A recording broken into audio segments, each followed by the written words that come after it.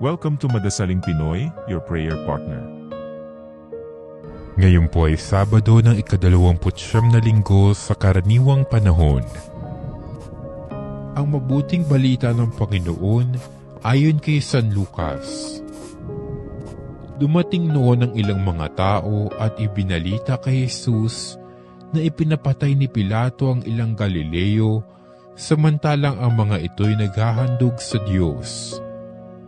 Sinabi niya sa kanila, "Akala ba ninyo, higit na makasalanan ng mga Galileyong ito kaysa ibang mga taga-Galilea dahil sa gayon ang sinapit nila?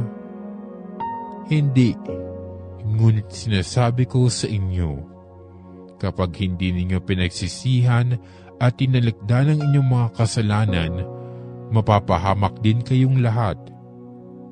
At ang 18 namatay na mabagsakan ng tore sa Siloe, sa akala ba ninyo'y higit silang makasalanan kaysa ibang naninirahan sa Jerusalem?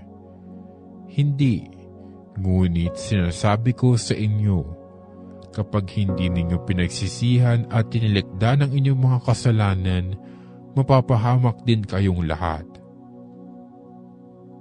Sinabi sa kanila ni Jesus ang talinghagang ito. May isang tao na may puno ng igos sa kanyang ubasan. Minsan, tiningnan niya kung may bunga ito, ngunit wala siyang nakita.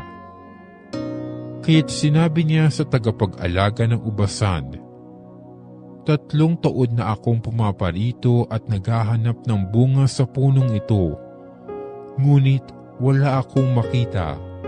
Putulin mo na. Nakasisikip lang yan." Ngunit sumagot ang tagapag-alaga, "Huwag po muna nating putulin sa taong ito.